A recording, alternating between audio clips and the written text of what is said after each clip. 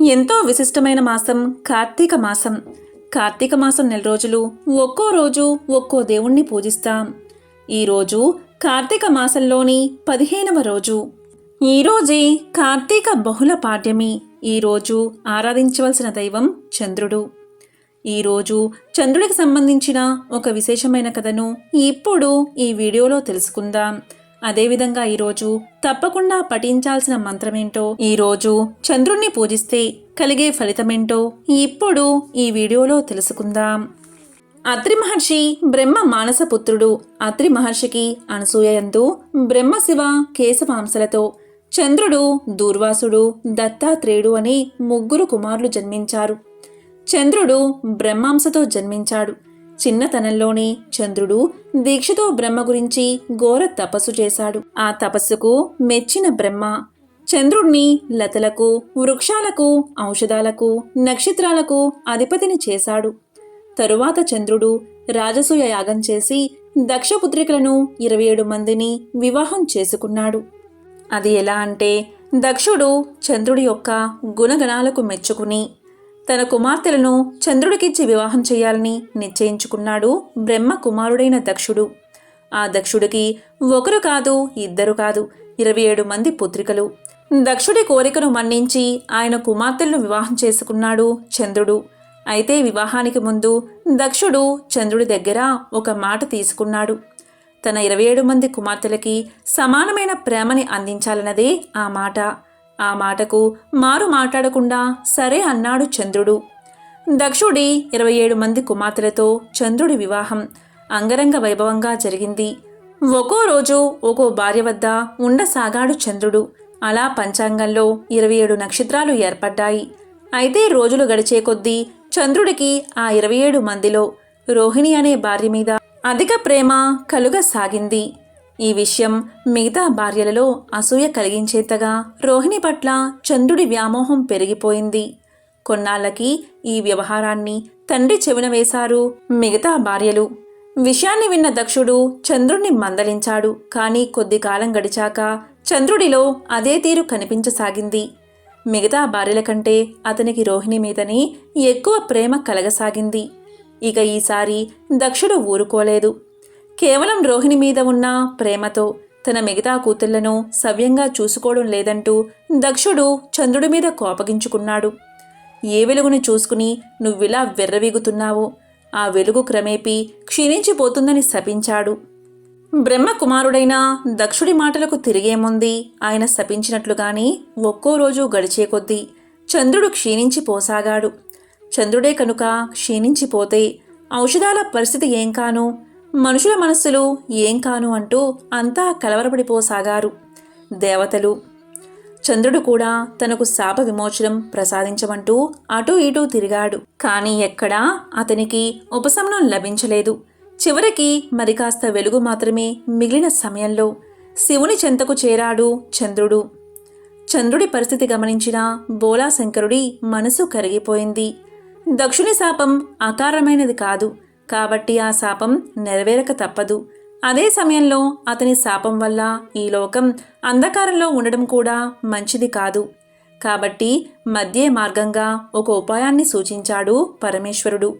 దక్షుని శాపం కారణంగా చంద్రుడు ఒక పక్షం పాటు క్షీణించక తప్పదు. అయితే లోక కళ్యాణార్థం మరుసటి పక్షం వెలుగుని సంతరించుకుంటాడని తెలియజేశాడు శివుడు. పరమేశ్వరుని వద్ద ఉంటే అలా దక్షుని శాపం నుంచి కొంతైనా విమోచనం పొందే మార్గం ఉందని గ్రహించిన చంద్రుడు అప్పట్నుంచి శివుడి సిగలోనే ఉండిపోయాడు. మోహం ఎంతటి వారినైనా దిగజారుస్తుందని తప్పు తెలుసుకుని పరమేశ్వరుడి పాదాలని చేరుకున్న రోజున తిరిగి జీవితం వెలుగులమయం అవుతుందని ఈ వృత్తాంతం తెలియజేస్తుంది. ఈ శాప ఫలితంగానే 15 రోజులకు ఒకసారి పూర్తి రూపంతో పాటు సహజ సౌందర్యాన్ని పొందుతూ మిగిలిన 15 రోజులు కుదించుకుపోతూ అదృశ్యమయ్యే వరకు తగ్గిపోతాడు చంద్రుడు. ఈ కారణంగానే మనకు పౌర్ణమి అమావాస్యలు ఏర్పడుతున్నాయి. చంద్రుడి రూపాన్ని పూర్తిగా పోకుండా కాపాడాడు కాబట్టి శివుణ్ణి సోమనాథుడు అని పిలుస్తారు. అంతేకాదు నెలవంకను నెత్తిన ధరించిన కారణంగా మహేశ్వరుణ్ణి చంద్రశేఖరుడు అని పిలుస్తారు. చంద్రుడు దేవగురువైన బృహస్పతి దగ్గరకు శాస్త్రజ్ఞానం కోసం విద్యాభ్యాసానికి వెళ్ళాడు. గురువును గురుపత్నిని సేవిస్తూ చదువు సాధిస్తున్నాడు. ఒకనాడు గురువు ఇంద్రుడి రాజధాని అయిన అమరావతికి యజ్ఞం చేయించడానికి వెళ్ళాడు. బృహస్పతి భార్య తార. ఆమెకు అందగాడైన చంద్రుడిపై మోహం కలిగింది. ఆమె కవ్వింపు చర్యలకు యువకుడైన చంద్రుడు ఆకర్షితుడు అయ్యాడు. గురుపత్ని అని కూడా మర్చిపోయి తారా విలాసాలకు లొంగిపోయి ఆమెను ప్రియురాలిగా చేసుకున్నాడు. ఆమెను తనతో తీసుకుపోయాడు. ఎవ్వరు చెప్పినా చంద్రుడు తారను వదిలిపెట్టలేదు.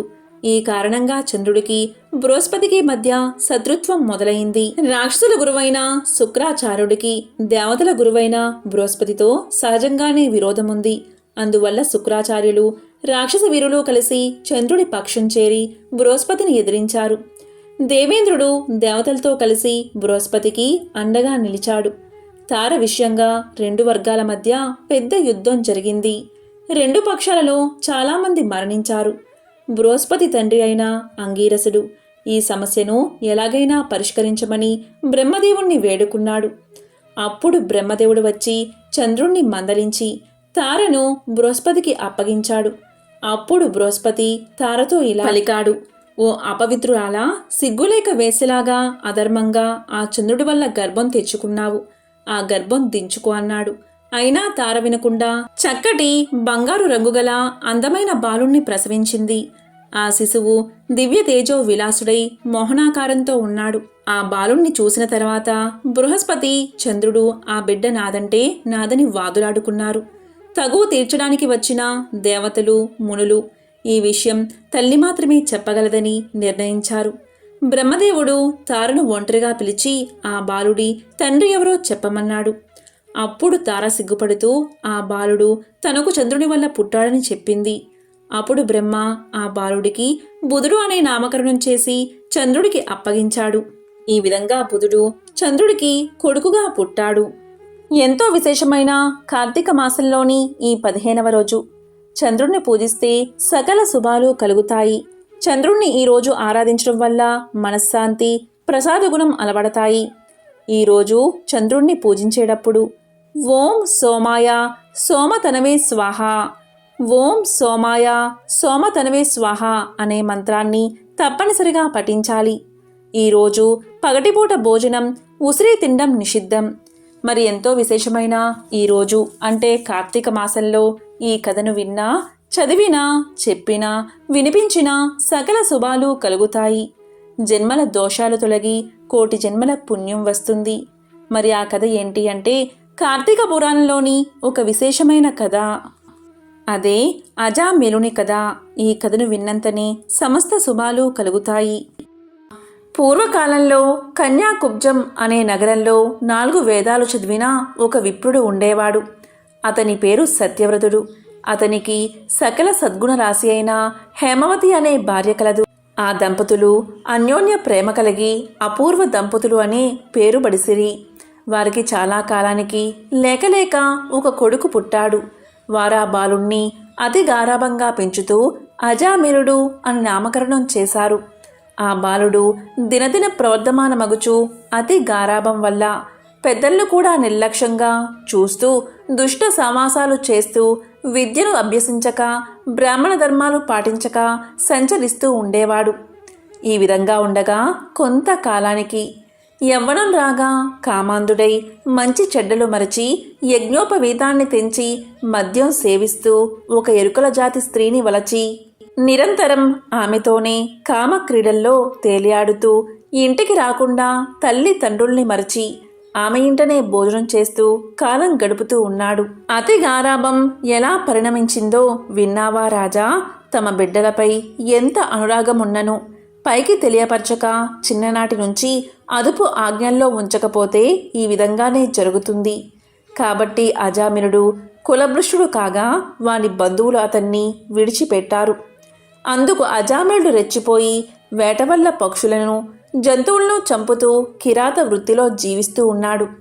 ఒక రోజున ఆ ఇద్దరు ప్రేమికులు అడవిలో వేటాడుతూ ఫలాలు కోస్తూ ఉండగా ఆ స్త్రీ తేనె పట్టుకై చెట్టెక్కి తేనె పట్టు తీయబోగా కొమ్మ విరిగి కిందపడి చనిపోయింది. దాంతో అజామిలుడు ఆ స్త్రీపై పడి కొంతసేపు ఏడ్చి తరువాత ఆ అడవి అందే ఆమెను దహనం చేసి ఇంటికి వచ్చాడు. ఆ ఎరుకల దానికి అంతకు ముందే ఒక కుమార్తె ఉంది. కొంతకాలానికి ఆ బాలికకు యుక్త వయస్సురాగా కామాంధకారముచే కన్ను మిన్ను గానక అజామినుడు ఆ బాలికను కూడా చేపట్టి ఆమెతో కూడా కామ క్రీడల్లో తేలియాడుతూ ఉన్నాడు. వారికి 2 కొడుకులు కూడా కలిగారు. ఈ 2 పురిటిలోనే చనిపోయారు. మరలా ఆమె గర్భాన్ని ధరించి ఒక కుమారుణ్ణి కన్నది. వారిద్దరూ ఆ బాలుడికి నారాయణ అనే పేరు పెట్టి పిలుచుకుంటూ ఒక్క క్షణమైనా ఆ బాలుణ్ణి విడవక ఎక్కడికి వెళ్ళినా వెంటబెట్టుకుని వెళ్తూ నారాయణ నారాయణ అని ప్రేమతో సాగుతూ ఉన్నారు. కానీ నారాయణి స్మరించిన ఎడల తన పాపాలు నశిస్తాయని, మోక్షం పొందవచ్చని అతనికి ఏమాత్రం తెలియదు. ఇలా కొంతకాలం జరిగిన తర్వాత అజామినుడుకు శరీర పటుత్వం తగ్గి రోగగ్రస్తుడై మంచం పట్టి చావుకు సిద్ధపడి ఉన్నాడు. ఒకనాడు భయంకర ఆకారాలతో పాసాది ఆయుధములతో యమభటులు ప్రత్యక్షమయ్యారు. వారిని చూసి అజామినుడు భయం చెంది కుమారుడి మీద ఉన్న వాత్సల్యం చేత ప్రాణాలు విడవలేక నారాయణ నారాయణ అని పలుకుతూ ప్రాణాలు విడిచిపెట్టాడు. అజామిరుని నోట నారాయణ అనే శబ్దం వినబడగానే యమభటులు గడగడ వనకసాగారు. అదే వేళకు దివ్య మంగళాకార శంఖచక్ర గదాధారులైన శ్రీమన్నారాయణుడి దూతలు విమానంలో అక్కడకు వచ్చి ఇలా అన్నారు: ఓ యమభటులారా, వీడు మావాడు. మేము వీడిని వైకుంఠానికి తీసుకుపోవడానికి ఇక్కడకు వచ్చాము అని చెప్పి అజామిరుణ్ణి విమానం ఎక్కించి తీసుకుని పోతూ ఉండగా యమదూతలు ఇలా అన్నారు: అయ్యా, మీరెవరు? వీడు అతి దుర్మార్గుడు. నరకానికి తీసుకుపోవడానికి మేము ఇక్కడికి వచ్చాము. వాడిని మాకు వదలండి అని కోరగా విష్ణుదూతలు ఇలా చెప్పడం మొదలుపెట్టారు: మేము విష్ణుదూతలం, వైకుంఠం నుండి వచ్చాము. మీ ప్రభువైన యమధర్మరాజు ఎటువంటి పాపాత్ములను తీసుకుని రమ్మన్నాడు, మిమ్మల్ని పంపాడు అని ప్రశ్నించారు. అందుకు జవాబుగా యమదూతలు ఇలా అన్నారు: ఓ విష్ణుదూతలారా, మానవుడు చేసే పాప పుణ్యాదులను సూర్యుడు, చంద్రుడు, భూదేవి, ఆకాశం, ధనంజయాది వాయువులు రాత్రింబవళ్ళు సంధ్యాకాలం సాక్షులుగా ఉండి ప్రతిరోజు మా ప్రభు దగ్గరకు వచ్చి విన్నవించుకుంటారు. మా ప్రభువులు వారి కార్యకలాపాల చిత్రగుప్తునిచే చూపించి ఆ మనుషుని అవకాశ కాలమున మమ్మల్ని పంపి వారిని రప్పిస్తారు. పాపులు ఎలాంటివారో వినండి.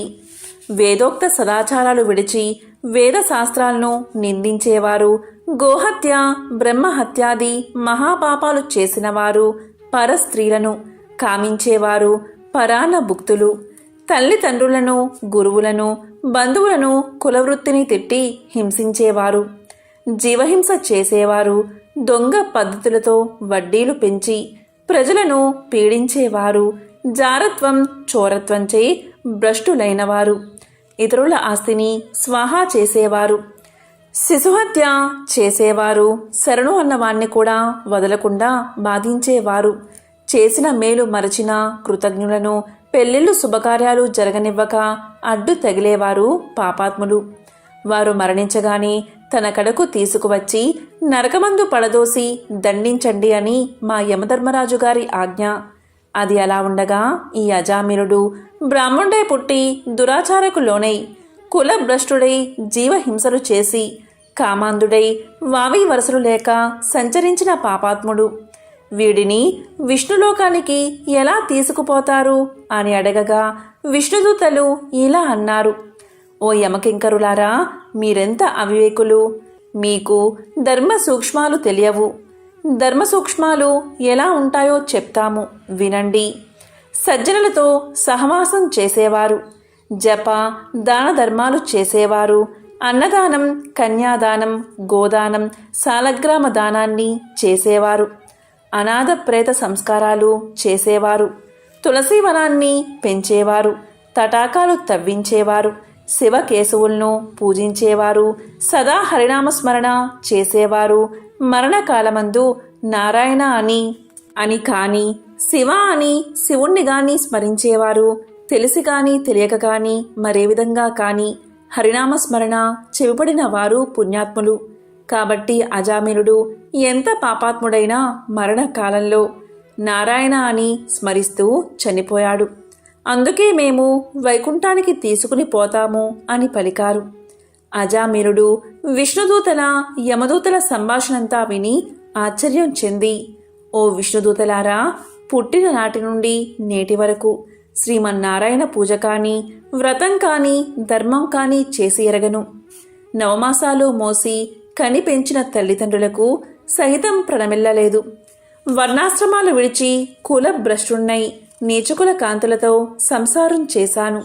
నా కుమారుడి అందున్న ప్రేమచే నారాయణ అని పలికినంత మాత్రం చేతని నన్ను ఘోర నరకబాధల నుండి రక్షించి వైకుంఠానికి తీసుకుపోతున్నారు. ఆహా, నేనెంత అదృష్టవంతుడిని! నా పూర్వజన్మ సుకృతం నా తల్లిదండ్రుల పుణ్యఫలమే నన్ను రక్షించింది అని పలుకుతూ సంతోషంగా విమానమెక్కి వైకుంఠానికి వెళ్ళిపోయాడు. యమకింకరులు తమ ప్రభు అయిన యమధర్మరాజు దగ్గరకు వెళ్ళి, ప్రభు తమ ఆజ్ఞ ప్రకారం అజామిలుణ్ణి తీసుకువచ్చుటకు వెళ్ళగా అక్కడికి విష్ణుదూతలు కూడా వచ్చి మాతో వాదించి అజామిలుణ్ణి విమానం ఎక్కించి వైకుంఠానికి తీసుకుపోయారు. మేము చేసేది లేక చాలా విచారిస్తూ ఇక్కడకు వచ్చాము అని భయంతో విన్నవించుకున్నారు. ఔరా, ఎంత పని జరిగింది! ఎప్పుడూ ఇలా జరగలేదే. దీనికి బలమైన కారణం ఏదైనా ఉండి ఉంటుంది అని యముడు తన దివ్య దృష్టితో అజామిలుని పూర్వజన్మ వృత్తాంతాన్ని తెలుసుకుని, ఓహో అదా సంగతి. తన అవసాన కాలమున నారాయణ అని వైకుంఠవాసుని నామస్మరణ చేసి ఉన్నాడు. అందుకుగాను విష్ణుదూతలు వచ్చి వాణ్ణి తీసుకుపోయారు. తెలిసి కాని తెలియక కాని మృత్యు సమయంలో హరినామస్మరణ ఎవరు చేస్తారో వారికి వైకుంఠ ప్రాప్తి తప్పకుండా కలుగుతుంది. కనుక అజామిలుడికి వైకుంఠ ప్రాప్తి కలిగెను కదా అని అనుకున్నాడు యముడు. అజామిలుడు పూర్వజన్మలో మహారాష్ట్ర దేశమున ఒకానొక శివాలయంలో అర్చకుడిగా ఉండేవాడు. అతడు తన అపురూపమైన అందం చేతను సిరి సంపదల చేతను బలం చేతను గర్విష్ఠి అయి వ్యభిచారి అయి శివారాధన చెయ్యక శివాలయం యొక్క ధనాన్ని అపహరిస్తూ శివుడి విగ్రహం వద్ద ధూపదీప నైవేద్యాలు పెట్టక దుష్ట సహవాసాలు మరిగి విచ్చలవిడిగా తిరుగుతూ ఉండేవాడు. ఒక్కొక్కప్పుడు శివాలయంలో పరమేశ్వరుడికి ఎదురుగా పాదాలు ఉంచి పడుకునేవాడు. ఇతనికి ఒక బీద బ్రాహ్మణ స్త్రీతో రహస్య సంబంధం ఉండేది. ఆమె కూడా అందమైంది అవడం వల్ల చేసేది లేక ఆమె భర్త చూసి చూడనట్లు ఉండి భిక్షాటనకై ఊరూరా తిరుగుతూ ఏదో వేళకు ఇంటికి వచ్చి కాలం గడుపుతూ ఉండేవాడు. ఒకనాడు పొరుగురికి వెళ్ళి యాచన చేసి పెద్ద మూటతో బియ్యం కూరలు నెత్తిని పెట్టుకువచ్చి అలసిపోయి, నాకు ఈ రోజున ఆకలి ఎక్కువగా ఉంది, త్వరగా వంట చేసి పెట్టు అని భార్యతో అన్నాడు. అందుకు ఆమె చేదరించుకుంటూ నిర్లక్ష్యంతో కాళ్ళు కడుక్కోవడానికి నీళ్లు కూడా ఇవ్వకుండా అతని వంక కన్నెత్తైనా చూడకుండా విటుడిపై మనస్సు కలిగినదై భర్తని తోల్నాడడం వల్ల భర్తకు కోపం వచ్చి మూల ఉన్న కర్రతో బాదాడు. అంత ఆమె భర్త చేతి నుండి కర్ర లాక్కుని భర్తను రెండింతలు కొట్టి బయటకు తోసి తలుపులు మూసేసింది. అతడు చేసేది లేక భార్యపై విసుగు రావడం వల్ల ఇక ఇంటి ముఖం పట్టరాదని తలపోసి దేశాటనకు వెళ్ళిపోయాడు. భర్త ఇంటి నుండి వెళ్ళిపోయాడు కదా అని సంతోషించి ఆమె రాత్రి బాగా ముస్తాబై వీధి అరుగుపై కూర్చుని ఉండగా ఒక చాకలివాడు ఆ దారిన పోతూ ఉన్నాడు. అతన్ని పిలిచి, ఓయి, నీవీ రాత్రి నాతో రతిక్రీడ సలపడానికి రమ్మని కోరింది. అంత ఆ చాకలి ఇలా పలికాడు, తల్లి, నీవు బ్రాహ్మణ పడతివి, నేను నీచ కులస్తుణ్ణి, చాకలి వాడిని. మీరు ఈ విధంగా పిలవడం యుక్తం కాదు. నేను ఇటువంటి పాపపు పని చేయజాలను అని బుద్ధి చెప్పి వెళ్ళిపోయాడు. ఆమె ఆ చాకలివాణి అమాయకత్వానికి లోలోపల నవ్వుకుని అక్కడి నుండి బయలుదేరి ఆ గ్రామ శివార్చకుని దగ్గరకు వెళ్ళి తన కామవాంఛ తీర్చమని పరిపరి విధాలా బతిమాలి ఆ రాత్రంతా అతనితో గడిపి ఉదయాన్నే ఇంటికి వచ్చి, అయ్యో, నేనెంతటి పాపానికి ఒడిగట్టాను, అగ్నిసాక్షిగా పెళ్లాడిన భర్తను ఇంటి నుండి వెళ్ళగొట్టి క్షణికమైన కామ వాంఛకులోనే మహా అపరాధం చేశాను అని పశ్చాత్తాపం చెంది ఒక కూలివాణ్ణి పిలిపించి, కొంత ధనమిచ్చి తన భర్తను వెతికి తీసుకురావాల్సిందిగా పంపింది. కొన్ని రోజులు గడిచిన తర్వాత భర్త ఇంటికి రాగా పాదాలపై పడి తన తప్పులను క్షమించమని ప్రార్థించింది. అప్పట్నుంచి ఆమె మంచి నడవడికను అవలంబించి భర్త అనురాగానికి పాత్రురాలయ్యింది. కొంతకాలానికి శివార్చుకునకు ఏదో వ్యాధి సంక్రమించి దినదినము క్షీణించుచూ మరణించాడు. అతడు రౌరవాది నరక కూపాల్లో పడి నానా బాధలు పొంది మరలా నరజన్మ ఎత్తి సత్యవ్రతుడు అనే బ్రాహ్మణోత్తముడికి కుమారుడై కార్తీక మాసమున నదీ స్నానం చేసి దేవతా దర్శనం చేసి ఉండడం వల్ల 7 జన్మముల పాపాలు నశించడం చేత అజామిరుడై పుట్టాడు. ఇప్పటికీ తన అవసాన కాలమున నారాయణ అని శ్రీహరిని స్మరించడం వల్ల వైకుంఠానికి పోయాడు. బ్రాహ్మణుడి భార్యగు ఆ కామిని కూడా రోగగ్రస్తురాలై చనిపోయింది. అనేక యమయాతలను అనుభవించి ఒక మాలవాణి ఇంట జన్మించింది. ఆ మాలవాడు ఆ పిల్ల జన్మరాశి చూపించగా తండ్రి గండమున పుట్టిందని జ్యోతిష్కుడు చెప్పాడు. మాలవాడు ఆ శిశువును తీసుకుపోయి అడవియందు వదిలిపెట్టాడు. అంతలో ఒక విప్రుడు ఆ దారిన పోతూ పిల్ల ఏడుపు విని జాలి కలిగి తీసుకుపోయి తన ఇంట దాసీకిచ్చి పోషించమన్నాడు. ఆ బాలికని అజామినుడు ప్రేమించాడు. వారి పూర్వజన్మ వృత్తాంతం ఇదే. నిర్మలమైన మనసుతో శ్రీహరిని ధ్యానించడం, దాన ధర్మాలు, శ్రీహరి కథలను ఆలకించడం, కార్తీక మాస స్నాన ప్రభావం వల్ల ఎటువంటి వారైనా మోక్షాన్ని పొందుతారు. కాబట్టి కార్తీక మాసమందు వ్రతాలు, పురాణ శ్రవణములు చేసిన వారు ఇహపర సుఖాలు పొందగలరు. మరి ఎంతో పవిత్రమైన విశేషమైన ఈరోజు ఈ కథలను విన్నా, చదివినా, చెప్పినా, వినిపించినా సకల శుభాలు కలుగుతాయి. జన్మల దోషాలు తొలగి 1,000,000 జన్మల పుణ్యం వస్తుంది. ఓం నమః శివాయ. ఓం నమో నారాయణాయ.